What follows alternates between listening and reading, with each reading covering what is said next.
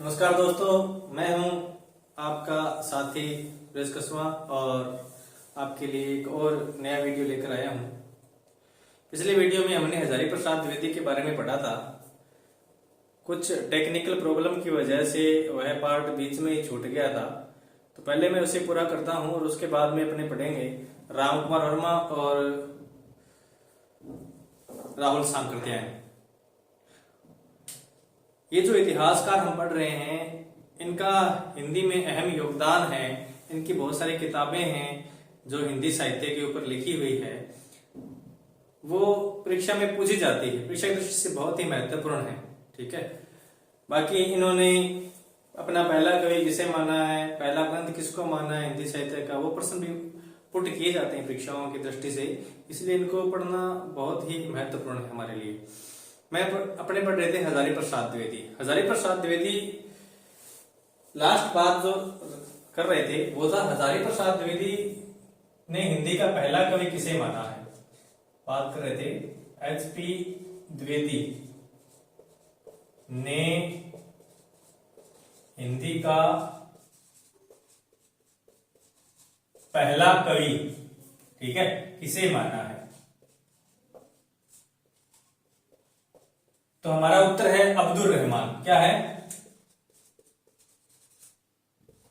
अब्दुल रहमान। हिंदी का पहला कवि जो है हजारी प्रसाद द्विवेदी के अनुसार वो है अब्दुल रहमान। अब्दुल रहमान, इनकी पुस्तक का नाम था संदेश रासक। संदेश रासक, ठीक है। अगर प्रश्न आए कि हिंदी का पहला कवि कौन सा है, तो हमारा उत्तर होगा सरहप्पा। हिंदी का पहला कवि कौन सा है, तो उत्तर होगा सरहप्पा। अगर ये प्रश्न आए कि हजारी प्रसाद द्विवेदी हिंदी का पहला कवि किसे मानते हैं, तो वो है अब्दुल रहमान। इनकी पुस्तक का नाम क्या है? संदेश रासक। ठीक है, इस संदेश रासक पुस्तक को हजारी प्रसाद द्विवेदी ने धर्मेंद्र रास कहा है। क्या कहा है? धर्मेंद्र रास की यह जो ग्रंथ है ये धर्मेंद्र रास ग्रंथ है, यानी धर्म से अलग है, धर्म से हटकर है। अगर इनकी बात की जाए तो इनके लिए एक प्रश्न और बनता है, वो है हिंदी का पहला मुसलमान कवि। हिंदी का पहला मुसलमान कवि, हिंदी का पहला मुसलमान कवि अगर आपसे पूछे तो वो होगा अब्दुल रहमान। ठीक है, हिंदी का पहला मुसलमान कवि अब्दुल रहमान। इनका ग्रंथ संदेश रासक, जिसे हजारी प्रसाद द्विवेदी ने क्या माना है? धर्मेंद्र रास माना है। हजारी प्रसाद द्विवेदी के अनुसार हिंदी का जो पहला कवि है वो अब्दुल रहमान है। अगर बात करें रामचंद्र शुक्ल की, तो रामचंद्र शुक्ल के अनुसार हिंदी का जो पहला कवि है वो मुंज है। रामचंद्र शुक्ल ने हिंदी का पहला कवि मुंज कवि को माना है, और उसी का अनुसरण करते हुए चंद्रधर शर्मा गुलेरी जी ने भी हिंदी का पहला कवि मुंज को ही माना है। ठीक है, तो शुक्ल जी और गुलेरी जी दोनों हिंदी का पहला कवि मुंज को मानते हैं, जबकि हजारी प्रसाद द्विवेदी हिंदी का पहला कवि अब्दुल रहमान को मानते हैं। बात करेंगे राहुल सांकृत्यायन की, तो राहुल सांकृत्यायन हिंदी का जो पहला कवि है वो सरहप्पा को मानते हैं, सरहप्पा को। ठीक है, बात करें राम कुमार वर्मा की, तो राम कुमार वर्मा जो है वो हिंदी का पहला कवि जो है वो स्वयंभू को मानते हैं। हिंदी का पहला कवि स्वयंभू को मानते हैं, और डॉक्टर राम कुमार वर्मा ने हिंदी का महान कवि जो है वो सरहप्पा को कहा है। अलग है, डॉक्टर राम कुमार वर्मा ने हिंदी का पहला कवि स्वयंभू को माना है। ठीक है, और अपने ग्रंथ हिंदी काव्य धारा 1945 उसमें वो कहते हैं कि हिंदी का जो महान कवि है वो सरहप्पा है। ठीक है, इसी प्रकार शिव सिंह सेंगर हिंदी का प्रथम कवि पुष्य को मानते हैं, और गणपति चंद्र गुप्त वो हिंदी का पहला कवि शालिभद्र सूरी को मानते हैं। ठीक है, तो ये कुछ विचारक हैं जिनके बारे में मैं बार बार रिपीट करूंगा, जिससे आपको याद हो जाएगा कि गणपति चंद्र गुप्त हिंदी का पहला कवि जो है वो शालिभद्र सूरी को मानते हैं। डॉक्टर राम कुमार वर्मा हिंदी का पहला कवि स्वयंभू को मानते हैं। राहुल सांकृत्यायन हिंदी का पहला कवि सरहप्पा को मानते हैं। रामचंद्र शुक्ल हिंदी का पहला कवि मुंज को मानते हैं। चंद्रधर शर्मा गुलेरी हिंदी का पहला कवि मुंज को मानते हैं। और हजारी प्रसाद द्विवेदी हिंदी का पहला कवि जो है वो अब्दुल रहमान को मानते हैं। अब हजारी प्रसाद द्विवेदी जी के उपन्यास,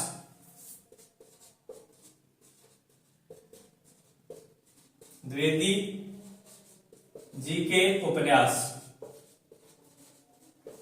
इनके उपन्यास देखिए, वैसे तो बहुत सारे उपन्यास है, परीक्षा दृष्टि से मैं आपको 3-4 ही लिखाऊंगा जो बहुत ही महत्वपूर्ण है। हर बार परीक्षा में बार बार पूछे भी जाते हैं कि ये उपन्यास किसका है, इनका उपन्यासों का सही क्रम क्या है। ठीक है, तो पहली बात करेंगे अपने, पहला है बाण भट्ट की आत्मकथा।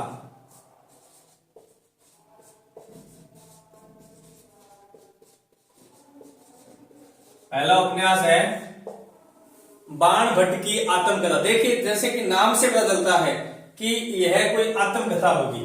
ठीक है, कई बार प्रश्न पूछा जाता है कि बाण भट्ट की आत्मकथा जो है इसकी विधा क्या है। बाण भट्ट की जो आत्मकथा है इसकी विधा क्या है। ठीक है, विधा इसकी क्या है, यह उपन्यास है। बाण भट्ट की आत्मकथा एक उपन्यास है। इसी प्रकार 2 नंबर बात लूंगा मैं,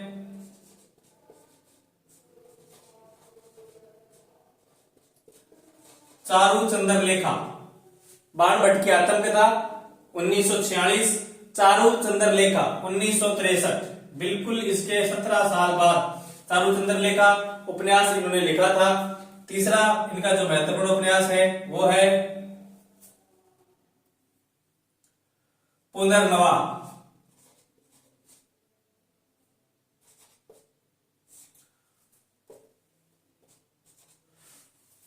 इनका उपन्यास पुनर्नवा, यह उपन्यास बहुत ही महत्वपूर्ण है क्योंकि यह उपन्यास जो है यह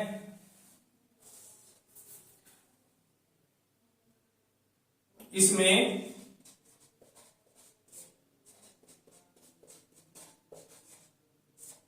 लोरिक और चंदा की कथा है। इसमें लोरिक और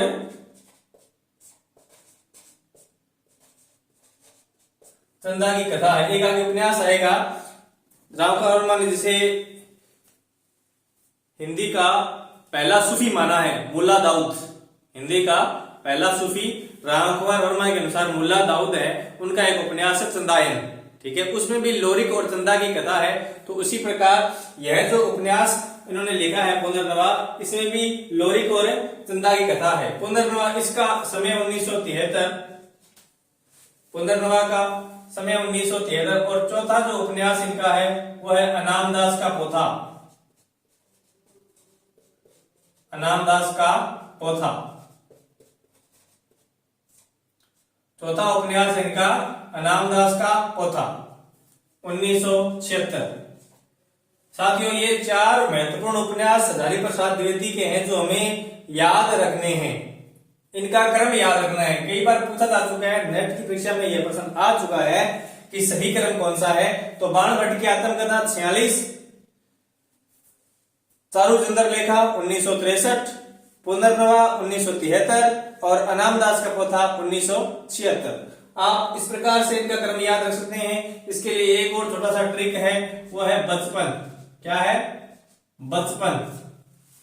ब से बाण भट्ट की आत्मकथा, च से चारू चंद्रलेखा और पै से पुनर्नवा और न से आप अनामदास लिख सकते हो, अनामदास का पोथा। ठीक है, तो अगर आपको 3 याद है तो चौथा अपने आप ही ऑटोमेटिक आपका सही हो जाएगा। ठीक है, तो क्रम आपने याद रखना है। आजकल वो समय चला गया है कि आपसे सीधा ही पूछ ले कि आत्मकथा उपन्यास, बाण भट्ट की आत्मकथा उपन्यास किसका लिखा गया है, हजारी प्रसाद द्विवेदी का या किसी और का। इस प्रकार के प्रश्न आजकल बहुत कम आने लगे हैं। जो क्रम है वो पूछ जाते हैं क्योंकि जो डिजिट्स है, जो अंक है वो हमें याद नहीं रहते हैं, इसलिए इस प्रकार के प्रश्न उलझाए जाते हैं। तो इसको हम अपने ट्रिक के द्वारा या अपने जो भी अपने पास कोई तरीका है उसके द्वारा इस प्रकार के प्रश्नों को अपने याद भी कर सकते हैं। तो हजारी प्रसाद द्विवेदी जी ने आलोचना भी लिखी है। आलोचना मिटा दूं इसको मैं, स्क्रीनशॉट ले लीजिए अगर साथ साथ में लिखा नहीं है तो। हाँ, मिटा देते हैं आगे।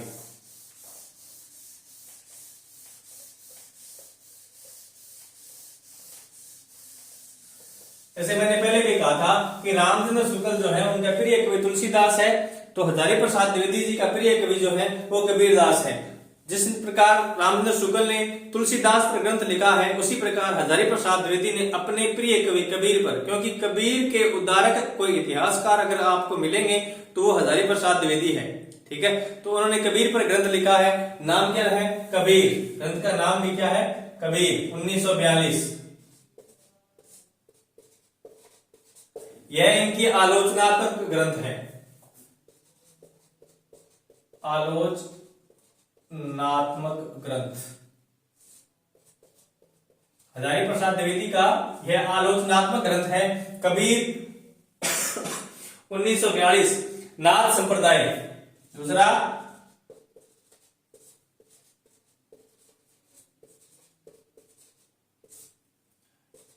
दूसरा है नाथ संप्रदाय। जिस प्रकार रामचंद्र शुक्ल ने कहा था कि सिद्ध और नाथ दोनों की रचनाओं को उन्होंने साहित्य की दृष्टि से बाहर कर दिया था कि ये सिर्फ धार्मिक ग्रंथ है, इन्हें ये साहित्य की कोटि में नहीं आते हैं, क्योंकि साहित्य में कोई भी योग धारा नहीं है, इसलिए ये सिर्फ धर्म का प्रचार करने के लिए लिखे गए थे, धार्मिक ग्रंथ है, इनका साहित्य से कोई लेना देना नहीं है। इसके विरोध में, इस बात के विरोध में हजारी प्रसाद द्विवेदी ने यह नाथ संप्रदाय लिख दिया था। और तीसरा है मध्यकालीन धर्म साधना का स्वरूप। मध्यकालीन धर्म साधना का स्वरूप। ठीक है, तो ये तीन मुख्य इनकी आलोचनाएं हैं। 4 इनके उपन्यास मैंने आपको लिखा दिए। तो हजारी प्रसाद द्विवेदी के बारे में जो महत्वपूर्ण बातें हैं, जो परीक्षा की दृष्टि से अत्यधिक महत्वपूर्ण है, वो मैंने आपको लिखा दी। मैंने लिखाया कि आलोक पर्व पर 1972 ईस्वी में इनको साहित्य अकादमी पुरस्कार भी मिल चुका है। अब आगे बात करेंगे अपने डॉक्टर रामकुमार वर्मा की। डॉक्टर रामकुमार वर्मा, हजारी प्रसाद द्विवेदी जी के बारे में इतना ही। आगे और जब हम पढ़ते जाएंगे, हिंदी साहित्य का इतिहास पढ़ेंगे, तो उसमें जो इनके जो वक्तव्य कहे गए हैं, जो कथन इन्होंने कहे हैं, उनके बारे में चर्चा बारी बारी से करते जाएंगे। एक बार अपने आगे बढ़ते हैं, क्योंकि अगर हजारी प्रसाद द्विवेदी को लेके बैठ गए तो कम से कम 2-3 वीडियो तो इनकी बन जाएगी, फिर हम आगे नहीं बढ़ पाएंगे। ठीक है, तो इनको साथ साथ में अपने पढ़ते जाएंगे। जैसे जैसे हिंदी साहित्य का इतिहास हम आगे बढ़ेंगे, आदिकाल आएगा, भक्तिकाल आएगा, रीतिकाल आएगा, आधुनिक काल आएगा, तो वहां उन्होंने क्या कुछ कहा है, उन बातों को भी अपने साथ साथ में पढ़ेंगे। हजारी प्रसाद द्विवेदी हो, चाहे रामचंद्र शुक्ल हो, चाहे बच्चन सिंह जी हो। ठीक है, ये महत्वपूर्ण है हमारे लिए। ठीक है, आगे हैं डॉक्टर रामकुमार वर्मा।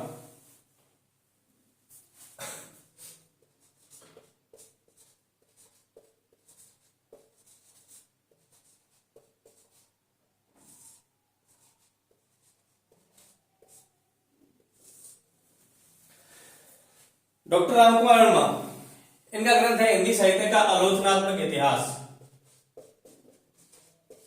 हिंदी साहित्य का आलोचनात्मक इतिहास।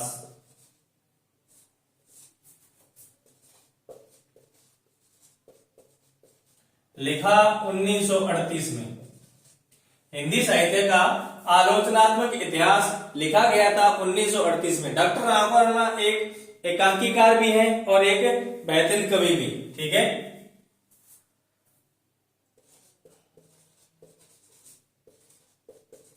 रामकुमार वर्मा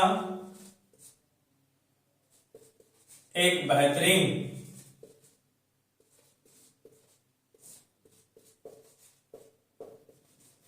एकांकीकार व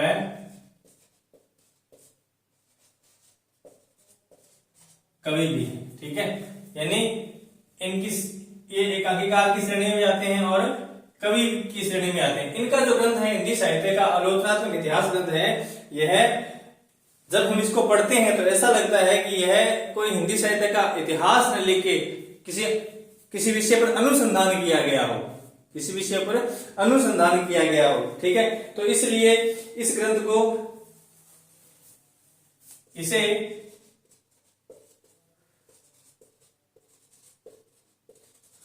अनुसंधानात्मक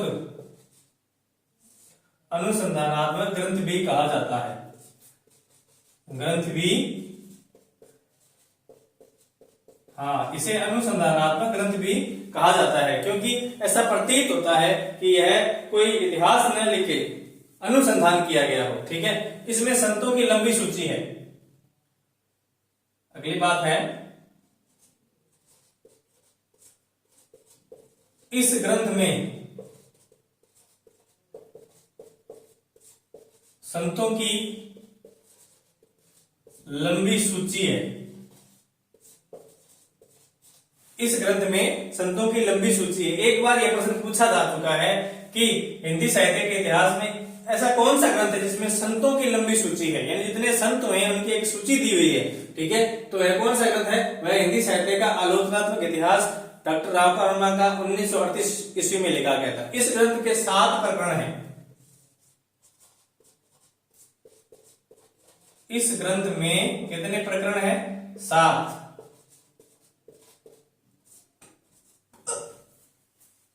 इस ग्रंथ में कुल 7 प्रकरण हैं। इन्होंने हिंदी का पहला कवि स्वयंभू को माना है। इन्होंने हिंदी का पहला कवि किसको माना है? स्वयंभू को। ठीक है, डॉक्टर रामपाल वर्मा हिंदी का जो पहला कवि है वो स्वयंभू को मानते हैं। इन्होंने आदिकाल को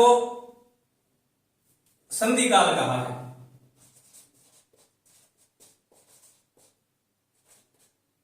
आदिकाल को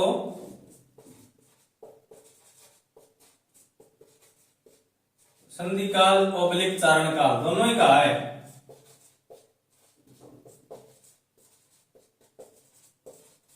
इन्होंने आदिकाल को संधि काल या चारण काल भी कहा है। ठीक है, अब अगर प्रश्न आए कि हिंदी साहित्य के पहले काल को, प्रथम काल को, प्रारंभिक काल को आदिकाल किसने कहा है, तो हमारा उत्तर होगा हजारी प्रसाद द्विवेदी। ठीक है, अगर प्रश्न आए कि हिंदी साहित्य के इतिहास को, आदिकाल को यानी पहले काल को चारण काल की संज्ञा किसने दी, तो चारण काल की संज्ञा देने वाले विद्वान हैं, ये नहीं होंगे, इसका उत्तर होगा गृहसेन। कौन होगा?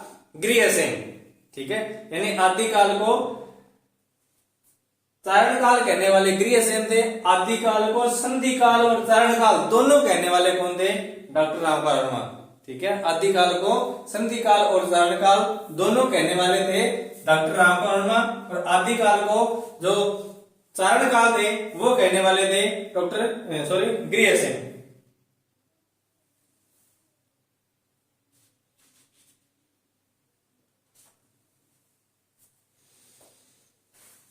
अब देखिए, इन दोनों ही कालों को उन्होंने अलग अलग भागों में बांट दिया। ठीक है, संधि काल का समय उन्होंने कहा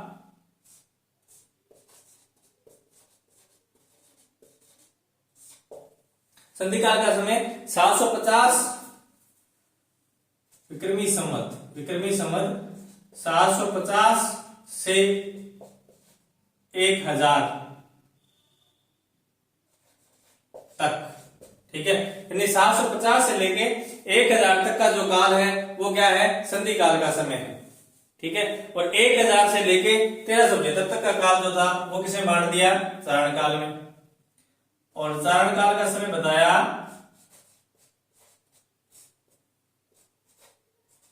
1000 विक्रमी संवत से 1375 तक। ठीक है, तो इस प्रकार से जैसे रामचंद्र शुक्ल ने 1050 से 1375 तक का काल को आदिकाल कहा है या वीरगाथा काल कहा है रामचंद्र शुक्ल ने, उसी प्रकार है जो डॉक्टर रामपाल वर्मा है उन्होंने इसे 2 भागों में बांट दिया आदिकाल को, एक तो संधि काल और दूसरा चारण काल। संधि काल का जो समय है वो बताया 750 विक्रमी संवत से 1000 तक, और चारण काल का जो समय बताया वो 1000 विक्रमी संवत से 1375 विक्रमी संवत तक। ठीक है, आगे चलते हैं।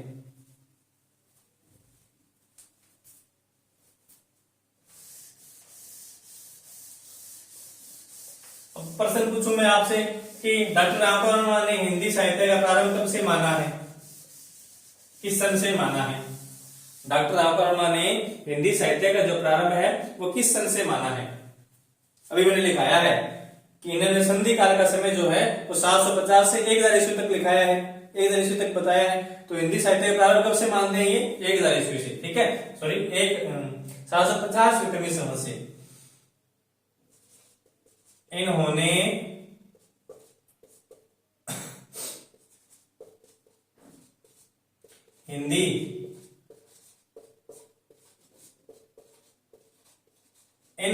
हिंदी साहित्य का प्रारंभ कब से माना है? 750 विक्रमी संवत। अगर आपसे पूछ ले सन ईस्वी में किस सन से माना है, अगर सन की बात आ जाए तो आप यहां से 50 में से 57 घटा दो तो कितने बचेंगे? 693 ईस्वी। 693 ईस्वी।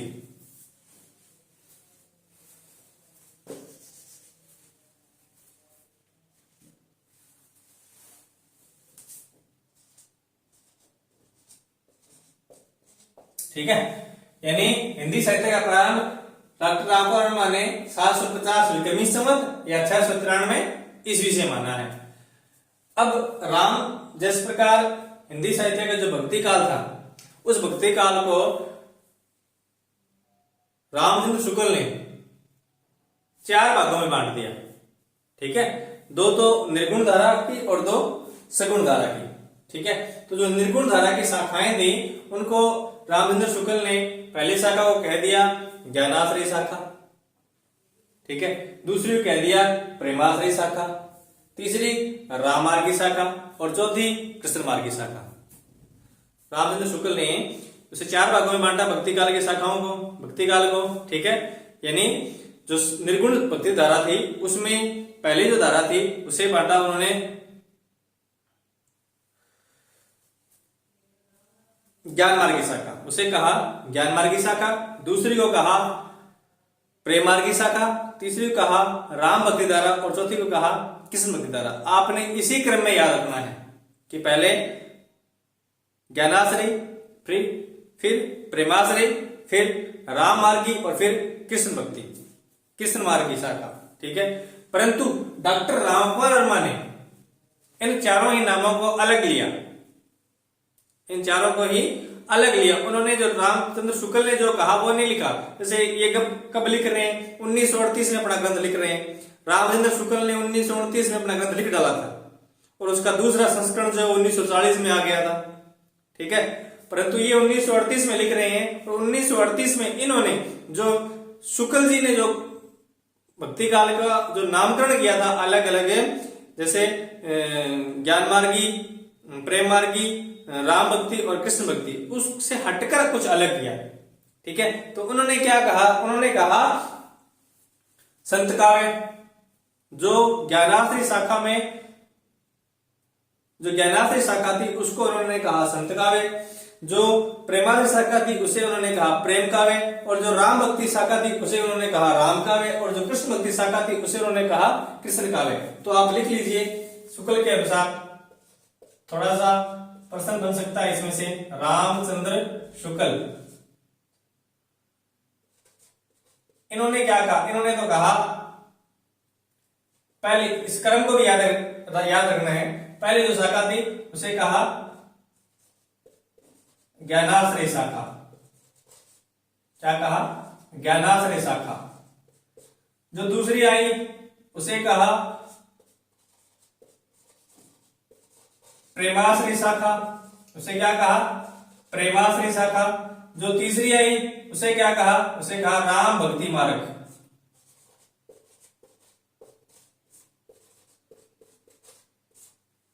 और चौथी को कृष्ण भक्ति मार्ग।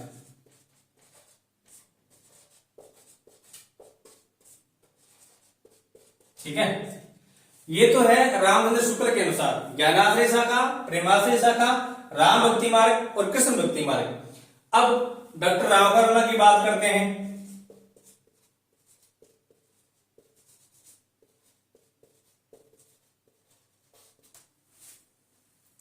इन्होंने ज्ञानाश्रय शाखा कहा तो इन्होंने कहा संत काव्य। क्या कहा? संत काव्य। प्रेमाश्रय शाखा को कहा प्रेम काव्य। क्या कहा? प्रेम काव्य। ठीक है। राम भक्ति शाखा को कहा राम काव्य। और कृष्ण भक्ति शाखा को क्या कहा? कृष्ण काव्य। ठीक है। तो यहां से प्रश्न उठ जाते हैं, कई बार ये उठ जाता है कि प्रेमाश्रय शाखा को डॉक्टर रामकर वर्मा ने किस नाम से संबोधित किया है। ये एक ही इतिहासकार है, आलोचक है, जिन्होंने इनको बांटा है। ठीक है। आगे राहुल शंकर का आएगा, वो थोड़ा सा ये जैसे राज्याश्रित, लोकाश्रित, ठीक है, परंतु यहाँ ये अलग है। ठीक है। तो ज्ञानाश्रय शाखा को इन्होंने संत काव्य कहा, प्रेमाश्रय शाखा को प्रेम काव्य कहा, राम भक्ति मार्ग को राम काव्य कहा, कृष्ण भक्ति मार्ग को कृष्ण काव्य कहा। अब बात करेंगे तो इनके जो कवि हैं ज्ञानाश्रय शाखा में, जो प्रमुख कवि थे, ठीक है, वो कौन थे? इस शाखा के प्रमुख कवि थे कबीर। कौन थे? कबीर। सन माने जन्म 1398। कबीर का 1398। प्रेमाश्रय शाखा प्रेम काव्य, इसकी बात करें तो इसमें थे जायसी। कौन थे? मलिक मोहम्मद जायसी। समय माने तो 1392। ठीक है।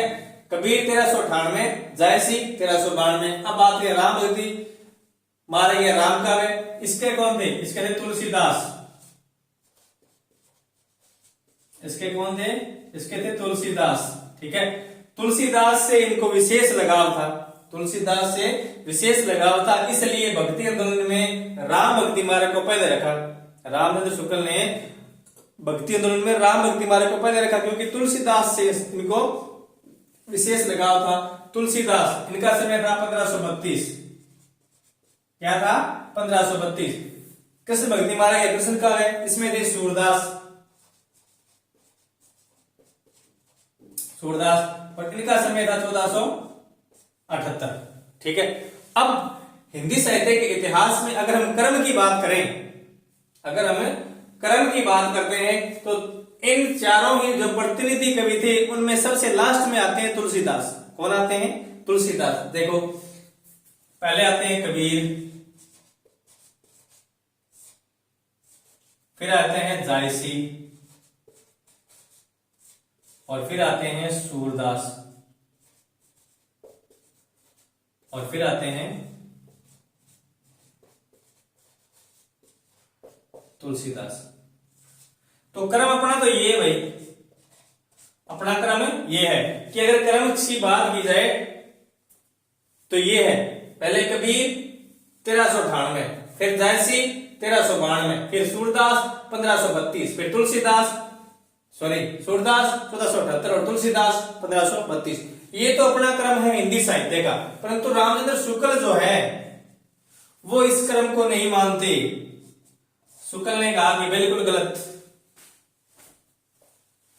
क्यों? क्योंकि शुक्ल का तो खुद का क्रम है, वो तो खुद क्रम दे रहे हैं। ठीक है। तो वो क्या कर रहे हैं? वो तो तुलसीदास को पीछे क्यों रखेंगे, यहां सबसे बाद में क्यों रखेंगे? वो तुलसी को पहले लेंगे क्योंकि प्रिय कवि है उनका। ठीक है। तो रामचंद्र शुक्ल के अनुसार क्रम क्या है?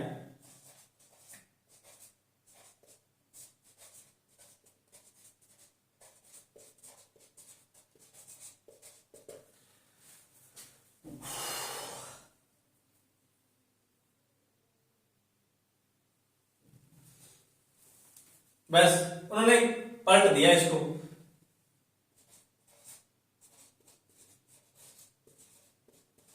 पहले तुलसीदास, फिर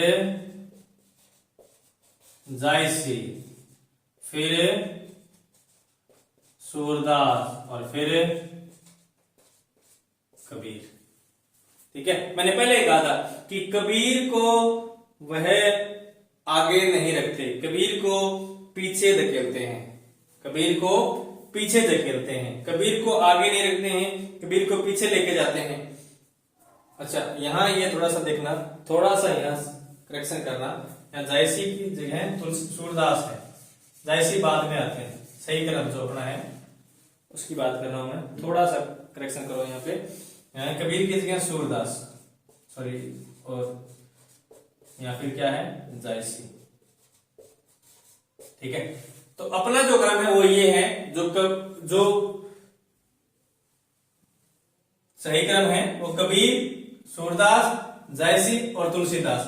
परंतु शुक्ल के अनुसार क्या है, तुलसीदास, जायसी, सूरदास और कबीर। ठीक है, कबीर को ये सबसे अंत में लेके आते हैं, बाकी और जितने भी इतिहासकार हैं वो कबीर को कहां लेके आते हैं, वो पहले लेके आते हैं। ठीक है, कुछ तो ऐसे आलोचक हैं जिन्होंने रामचंद्र शुक्ल के विरोध में ही लिखने का प्रारंभ किया है। ठीक है, लिखा है। ठीक, आगे चलते हैं, मिटा देता हूं एक बार मैं इसको। ये वरीयता क्रम है। ठीक है, वरीयता के अनुसार सूर, तुलसी, जायसी, कबीर, सूर, जायसी और तुलसी है, और शुक्ल के अनुसार वरीयता क्या है, तुलसी, जायसी, सूर और कबीर। ठीक है, कई बार इस प्रकार के टफ क्वेश्चन जो है वो पूछ लेते हैं तो अपने उलझ न जाए, तो याद रखना, तुलसी के बाद जायसी को लेते हैं, फिर सूर को लेते हैं, फिर कबीर को लेते हैं। कौन है, शुक्ल जी।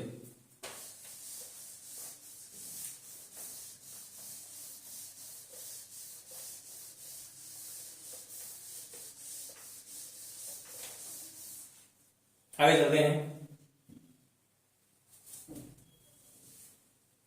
अब रामकर वर्मा क्या कहते हैं कि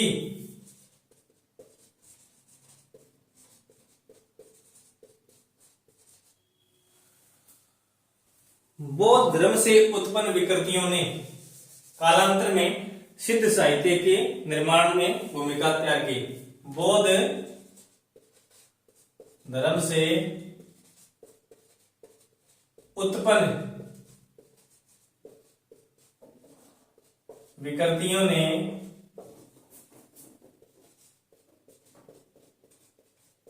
कालांतर में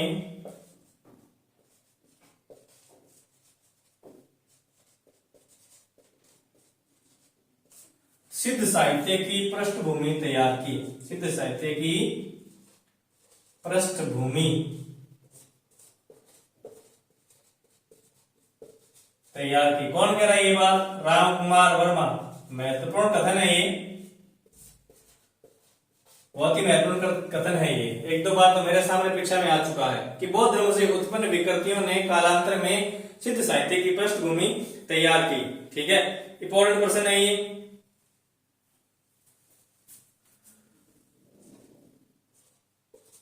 डॉक्टर और इनकी क्या विशेषता? डॉक्टर राम कुमार वर्मा ने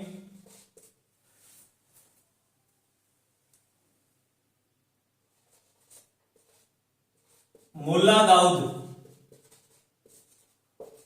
दाऊद की चंदायन को प्रथम सूफी रचना माना है। प्रथम सूफी रचना माना है। डॉक्टर रामकुमार वर्मा ने मुल्ला दाऊद की चंदायन को प्रथम सूफी रचना माना है। ठीक है,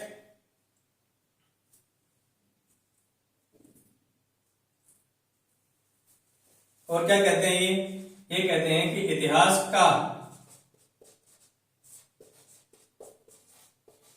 इति वर्तात्मक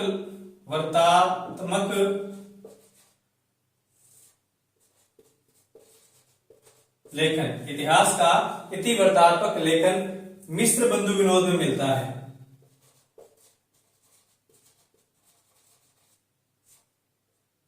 मिश्र बंधु विनोद में मिलता है। इतिहास का इति वर्तात्मक लेखन मिश्र बंधु विनोद में मिलता है। यह भी बहुत ही महत्वपूर्ण बात है और कॉलेज लेक्चरर में यह पंक्ति आ चुकी है। कॉलेज लेक्चरर में यह पंक्ति आ चुकी है कि इतिहास का इति वर्तात्मक लेखन मिश्र बंधु विनोद में मिलता है। यह कथन किसका है? तो यह कथन किसका है? डॉक्टर रामकुमार वर्मा का।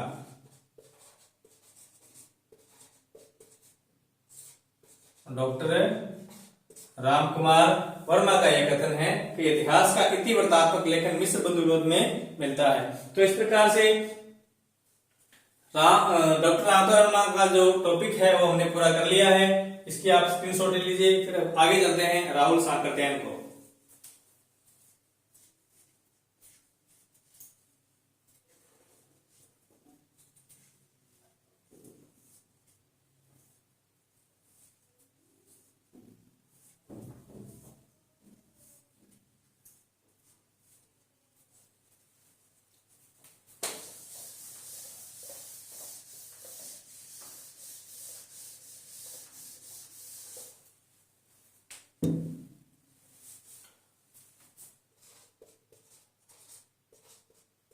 राहुल सांकृत्यायन।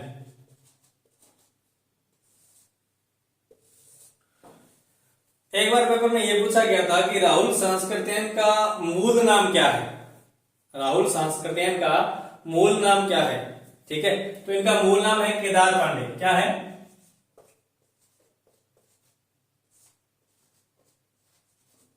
केदार पांडे। ठीक है, मूल नाम इनका केदार पांडे है। वैसे इनको महामानव और महापंडित भी कहा जाता है। क्या कहा जाता है? महामानव और महापंडित। ठीक है, इनको महामानव भी कहा जाता है और महापंडित भी कहा जाता है क्योंकि राहुल सांकृत्यायन की जो वृत्ति थी वो घुमक्कड़ पत्ती थी, यानी वो हमेशा घूमते रहते थे जैसे, और जो घूमते थे उसके ऊपर उन्होंने एक ग्रंथ भी लिखा है। ठीक है, चीन की बौद्ध यात्रा लहासा की ओर, जिसके अलग पार्ट है। ठीक है, परंतु इनका जो प्रसिद्ध ग्रंथ है वह है हिंदी काव्य धारा। क्या है? हिंदी काव्य धारा। हिंदी काव्य धारा कब लिखा था? 1945 ईस्वी में। राहुल सांकृत्यायन ने हिंदी काव्य धारा ग्रंथ लिखा था 1945 में। ये हिंदी का पहला कवि किसे मानते हैं? हिंदी का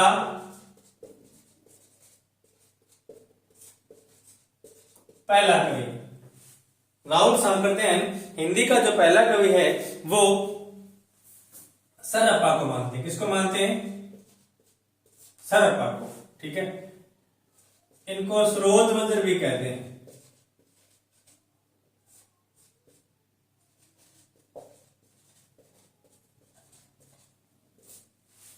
सरअप्पा को स्रोतवज्र भी कहा जाता है।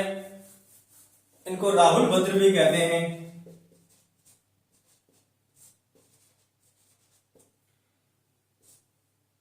ठीक है, सरअप्पा को स्रोतवज्र भी कहते हैं, राहुल भद्र भी कहते हैं, और सर्वमान्य भी यही है।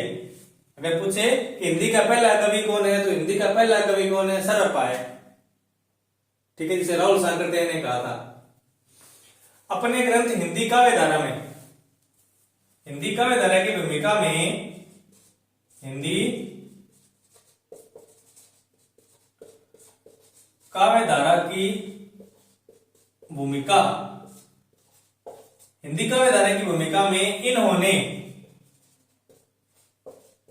इन्होंने स्वयंभू को महान कवि कहा है। स्वयंभू को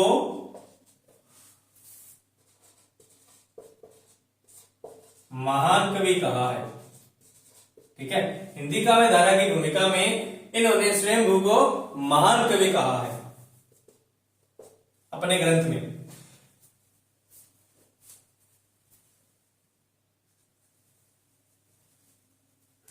लिख लीजिए,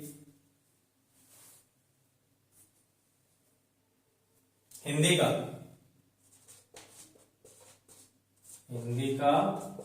पहला, ठीक है, हिंदी का पहला महान कवि कहा है राहुल सांकृत्यायन ने। किसको कहा है महान कवि? स्वयंभू को। स्वयंभू को हिंदी का पहला महान कवि किसने कहा है? राहुल सांकृत्यायन ने। किस ग्रंथ में कहा है? हिंदी काव्य धारा में। ठीक है, इस प्रकार से प्रश्न पुट होते हैं। लिख लीजिए, फिर आगे चलते हैं। मिटा देता हूं इसको मैं।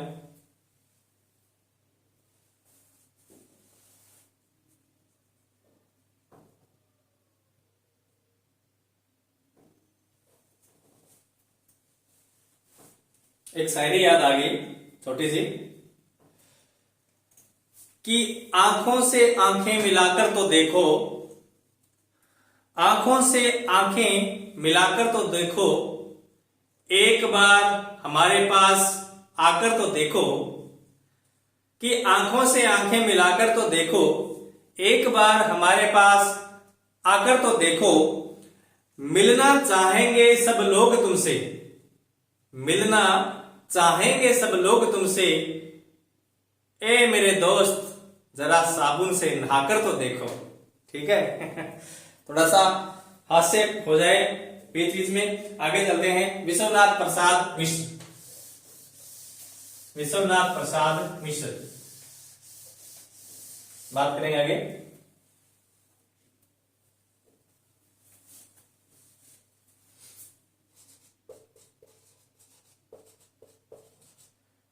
विश्वनाथ प्रसाद मिश्र, ये पंक्तियां मैंने उन लोगों के लिए बोली हैं जो सर्दियों के मौसम में नहाना कम पसंद करते हैं। ठंड ज्यादा है, ठंड ज्यादा लगेगी नहाने में। ठीक है, तो एक बार राज इंदौरी की एक पंक्ति है कि सर्दी आ गई है, सर्दी आ गई है, अब तो सूरज भी दुहाई देगा। सर्दी आ गई है, अब तो सूरज भी दुहाई देगा, जो लोग परदेश में बैठे हैं, जो लोग परदेश में बैठे हैं, उनको कौन रजाई देगा। ठीक है, आगे चलते हैं। विश्वनाथ प्रसाद मिश्र, विश्वनाथ प्रसाद मिश्र, इनका ग्रंथ है हिंदी साहित्य का अतीत। कौन सा ग्रंथ है? हिंदी साहित्य का अतीत। 1959 ईस्वी में लिखा था। कब लिखा था? 1959 में। कितने भागों में? 2 भागों में। ठीक है, ग्रंथ का नाम क्या है? हिंदी साहित्य का अतीत। लिखा किसने था? विश्वनाथ प्रसाद मिश्र ने लिखा था। कितने भागों में लिखा था? 2 भागों में लिखा था।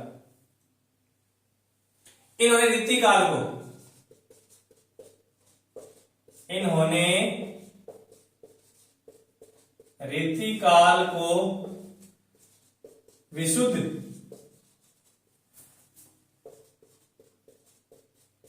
साहित्य का सृजन काल कहा है। इन्होंने रीतिकाल को विशुद्ध साहित्य का सृजन काल कहा। एक और प्रश्न बन गया, विशुद्ध साहित्य का सृजन काल रीतिकाल को किसने कहा है?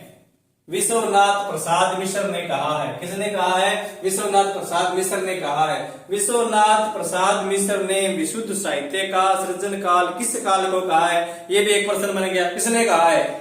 किस काल को कहा है? रीतिकाल को कहा है। ठीक है, इन्होंने रीतिकालीन कवियों को 3 भागों में बांटा। इन्होंने रीतिकालीन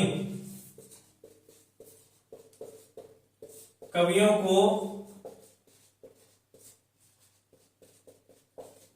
3 भागों में बांटा। ठीक है, 3 भागों कौन से? रीतिबद्ध, रीति मुक्त और रीति सिद्ध। ठीक है, रीतिबद्ध, रीति सिद्ध और रीति मुक्त।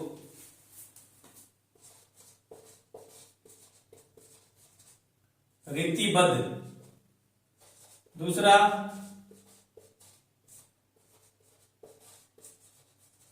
रीति सिद्ध और तीसरा रीति मुक्त। अब कई जो विद्यार्थी हैं, नए विद्यार्थी हैं, उनके लिए यह थोड़ा सा पेचीदा हो जाता है कि रीतिबद्ध क्या है, रीति मुक्त क्या है, रीति सिद्ध क्या है। तो मैं थोड़ा सा स्पष्ट आपको कर देता हूं इसके बारे में कि रीति सिद्ध विशेष तो जब अपने ये काल करेंगे, जब ये करेंगे रीति काल करेंगे तब आपको बता दूंगा, पर थोड़ा सा उससे पहले आपके सामने भूमिका बनाता हूं कि रीतिबद्ध। देखिए, हिंदी के जो कवि हैं उनसे पहले संस्कृत के कवि हुए थे। हिंदी के कवियों से पहले संस्कृत के आचार्य हुए थे, कवि हुए थे। ठीक है, उन्होंने बहुत सारे संस्कृत के ग्रंथ लिखे हैं। अलंकार पर ग्रंथ लिखा है, रस पे ग्रंथ लिखा है, नायिका वर्ण पे ग्रंथ लिखा है। ठीक है, तो हिंदी के जो कवि, जिन कवियों ने हिंदी के जिन कवियों ने उन जो आचार्य थे, उन आचार्यों की के जो ग्रंथ लिखे गए थे उनका उदाहरण लेकर अपने ग्रंथों को बढ़ाया। ठीक है, चाहे वो अलंकार ग्रंथ हो, चाहे वो रस का ग्रंथ हो, चाहे वो नायिका वर्ण का ग्रंथ हो, ठीक है, कोई सभी ग्रंथ हो, उनको लेकर अपने ग्रंथों का निर्माण किया, उनका सहयोग लिया।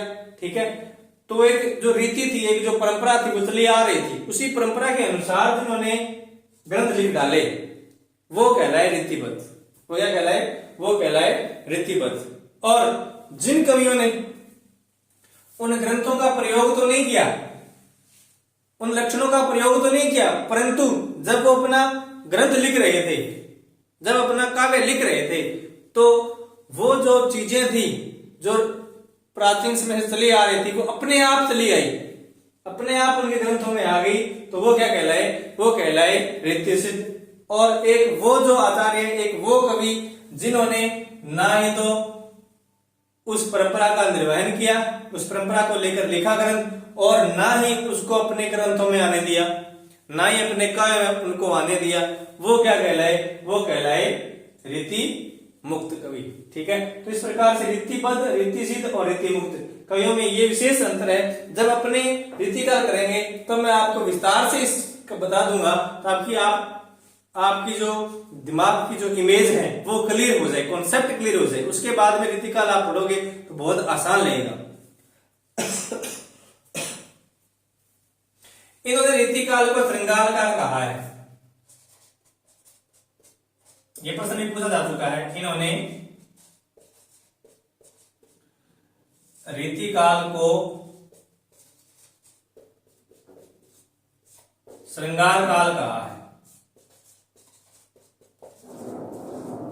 इन्होंने रीतिकाल को श्रृंगार काल कहा है। ठीक है, तो ये प्रश्न आ चुका है, सेकंड ग्रेड में एक बार आया था कि रीतिकाल को श्रृंगार काल किसने कहा है? तो विश्वनाथ प्रसाद मिश्र ने कहा है। श्रेय याद रख लेना, श्रेय मिश्र। ठीक है, इस श्रेय को इस तरह से जोड़कर आप याद रख सकते हो कि जिसके पीछे मिश्र आ रहा है उसी ने रीतिकाल को श्रृंगार काल कहा है। ठीक है, आगे चलते हैं। अगले जो विद्वान है अपने, वो है गणपति चंद्र गुप्त। इसे आप स्क्रीनशॉट ले लीजिए।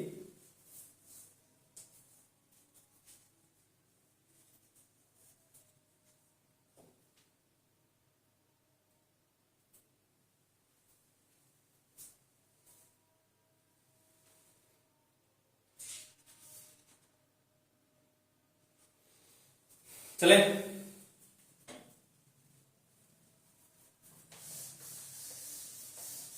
गणपति चंद्र गुप्त, बात करूंगा मैं गणपति चंद्र गुप्त की।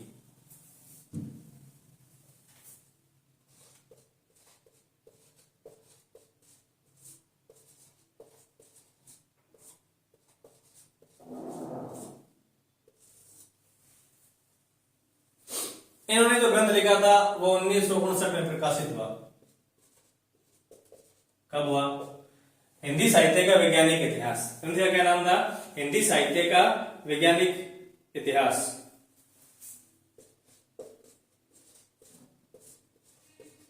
हिंदी साहित्य का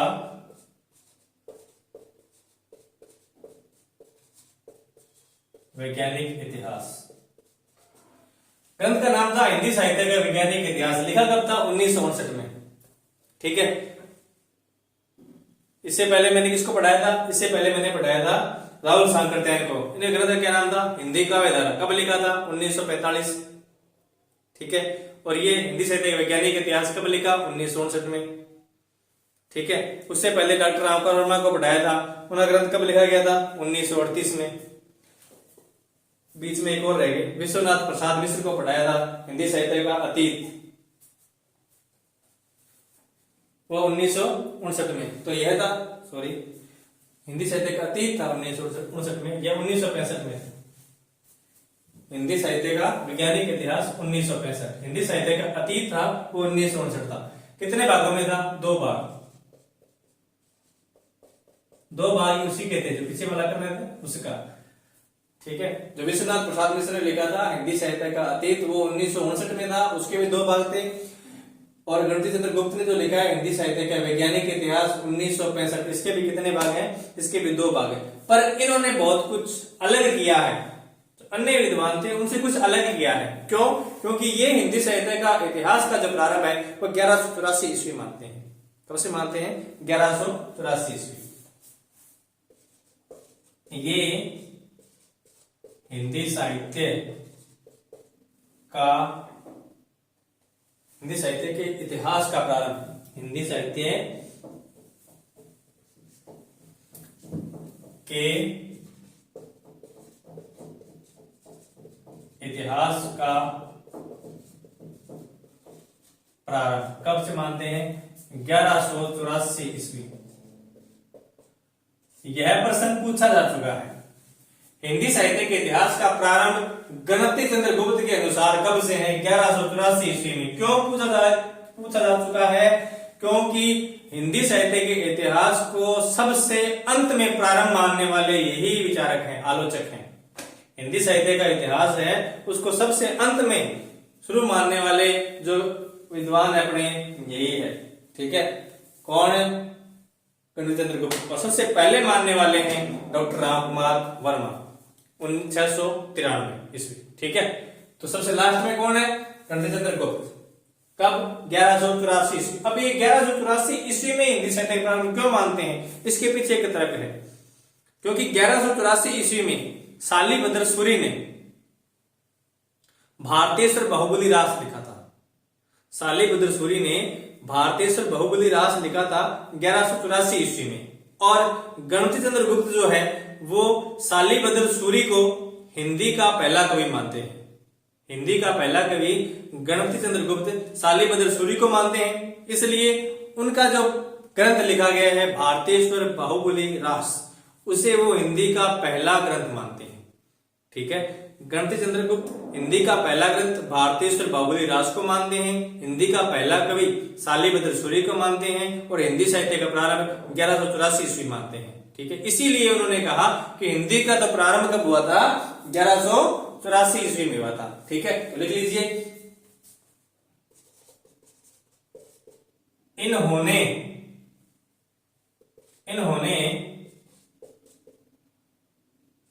हिंदी का पहला कवि किसे माना है? शालिभद्र सूरी को। इन्होंने हिंदी का पहला कवि किसे माना है? शालिभद्र सूरी को। इन्होंने हिंदी का पहला ग्रंथ कब माना है? किसे माना है? इन्होंने हिंदी का पहला ग्रंथ किसे कहा है? भारतेश्वर बाहुबली रास 1184 ईस्वी। ठीक है। हिंदी का पहला कवि शालिभद्र सूरी को माना है, हिंदी का पहला ग्रंथ किसको माना है? भारतेश्वर बाहुबली रास को। ठीक है। आगे चलते हैं। क्योंकि भारतेश्वर बाहुबली रास की जो रचना थी वो 1184 ईस्वी में हुई है, और 1184 ईस्वी से ये हिंदी साहित्य का प्रारंभ मानते हैं। और क्या खास बात है? और लिखो, आगे लिखते जाओ, बहुत महत्वपूर्ण है ये। गणपति चंद्र गुप्त बहुत ही महत्वपूर्ण, लिखते जाइए। इन्होंने अयोध्या सिंह उपाध्याय को,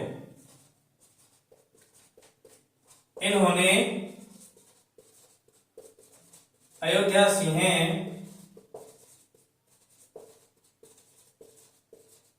उपाध्याय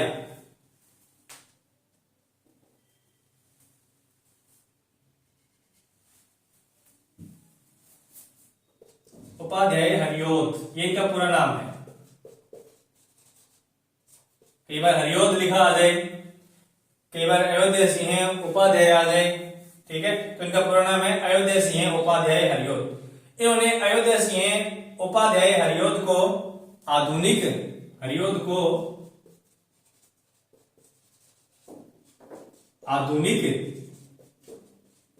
हिंदी का सूरदास कहा है। आधुनिक हिंदी को क्या कहा है? आधुनिक हिंदी का सूरदास कहा है। बहुत ही महत्वपूर्ण बात है, ठीक है। इसको तो आप इंपॉर्टेंट लिख लो, कहीं भी कभी भी आ सकती है, पक्का ही ये प्रश्न तो आने वाला है, आया भी होगा, ये प्रश्न आया भी होगा, कहीं न कहीं आपको जरूर मिल जाएगा, टीजीटी पीजीटी कहीं भी देख लेना, ये प्रश्न आपको जरूर मिलेगा कि हिंदी के आधुनिक सूरदास कौन है। अयोध्या सिंह उपाध्याय, किसने कहा था ये बात? ये बात कही थी गणपति चंद्र गुप्त ने, ठीक है। कौन से ग्रंथ में? प्रिय प्रवास में। प्रिय प्रवास, ये प्रिय प्रवास इनका ग्रंथ है, किसका? हरिओद। इस ग्रंथ को देखकर इन्होंने, क्योंकि सूरदास ने जिस प्रकार सूर सागर लिखा है, ठीक है, उसी प्रकार अयोध्या सिंह उपाध्याय ने प्रिय प्रवास लिखा है, ठीक है। प्रिय प्रवास का जो मूल नाम था, जब यह प्रकाशित हुआ था सबसे पहले, तो है किस नाम से हुआ था? ब्रजांगन विलाप। किस नाम से हुआ था? ब्रजांगन विलाप, ठीक है। यानी यह ग्रंथ प्रिय प्रवास पहले किस नाम से प्रकाशित हुआ था? प्रकाशित हुआ था ब्रजांगन विलाप, ठीक है। और बाद में किस नाम से प्रसिद्ध हो गया? यह प्रिय प्रवास के नाम से हो गया। किसने लिखा था? हरिओद ने लिखा था। और इसी ग्रंथ के आधार पर हरिओद को आधुनिक हिंदी का सूरदास किसने कहा था? किसने कहा था? गणपति चंद्र गुप्त ने कहा था। ठीक, कितनी महत्वपूर्ण बात है, कितने प्रश्न यहां से निकल के आ सकते हैं। आगे और लिखो, इन्होंने और क्या कहा? इन्होंने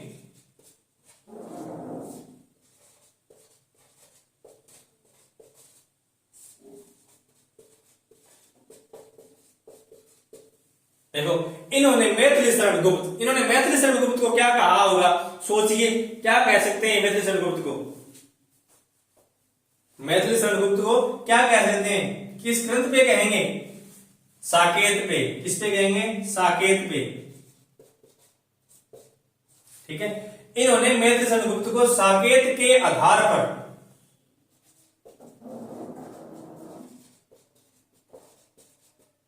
आधुनिक हिंदी का क्या कहा होगा? साकेत किस पे लिखा हुआ है? उर्मिला के वियोग पर। उर्मिला तो लक्ष्मण की पत्नी थी, पीछे रह गई थी, उसके वियोग पर लिखा हुआ है साकेत। साकेत के आधार पर आधुनिक हिंदी का क्या कहा? तुलसीदास कहा, तुलसीदास कहा, ठीक है। देखो, अयोध्या सिंह उपाध्याय को क्या कह दिया? सूरदास। किस ग्रंथ पे? प्रिय प्रवास के आधार पे। मैथिली शरण गुप्त को क्या कहा? साकेत के आधार पर आधुनिक हिंदी का तुलसीदास कहा। जल्दी जल्दी नोट कर लीजिए, स्क्रीनशॉट ले लीजिए, ये चीजें आपको एक साथ कहीं नहीं मिलेगी। अगर आपको मेरी वीडियो अच्छी लग रही हो तो जरूर शेयर कीजिए, अन्य साथियों को बताइए, जिससे उनको फायदा हो। मैं आपको पढ़ा नहीं रहा हूं, मैं खुद सीख रहा हूं, ठीक है। तो आप भी मेरे साथ चलिए, आप हिंदी में इतने परफेक्ट हो जाओगे कि आप मेरी तरह पढ़ाने लग जाओगे।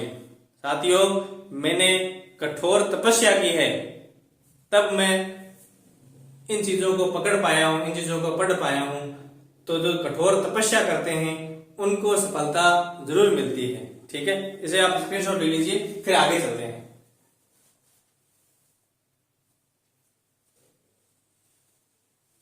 साकेत का समय, प्रिय प्रवास का समय है 1914, लिख लीजिए, साथ में याद आ जाएगा। साकेत का है 1931, ठीक है। साथ साथ में आप लिखोगे, 2-3 बार आएगा ना ये 1931, 14, तो आपको याद भी हो जाएगा।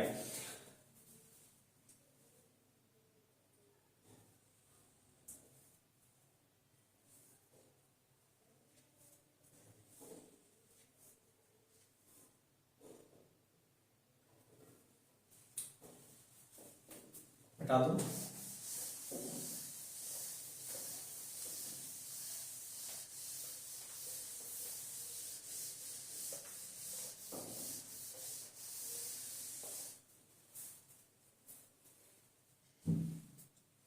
इन्होंने सूफी काव्य को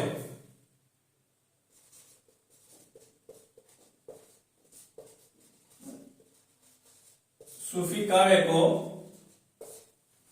रोमांसिक, इन्होंने सूफी काव्य को रोमांसिक कथा काव्य परंपरा का नाम दिया।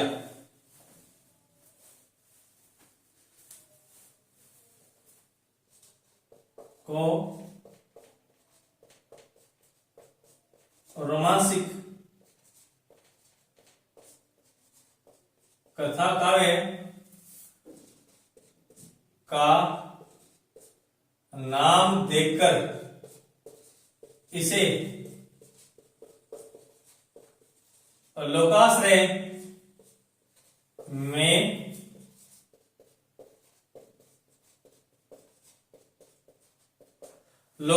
में शामिल किया। अब ये लोकाश्रय क्या, देखिए इन्होंने जो हिंदी साहित्य का इतिहास है उसको 3 भागों में बांटा, राज्याश्रय, लोकाश्रय और धर्माश्रय।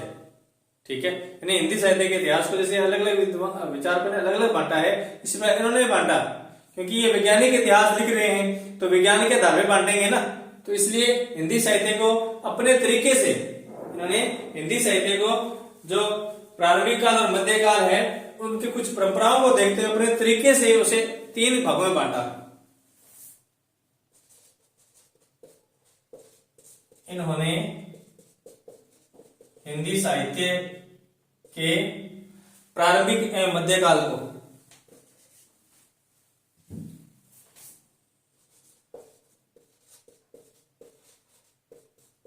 प्रारंभिक और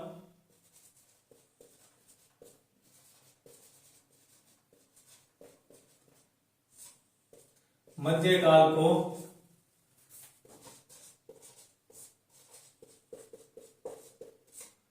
तीन भागों में बांटा। नंबर 1 राज्याश्रित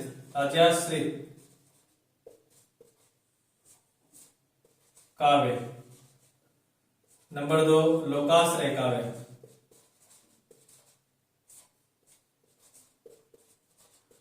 और नंबर 3 है धर्माश्रित काव्य।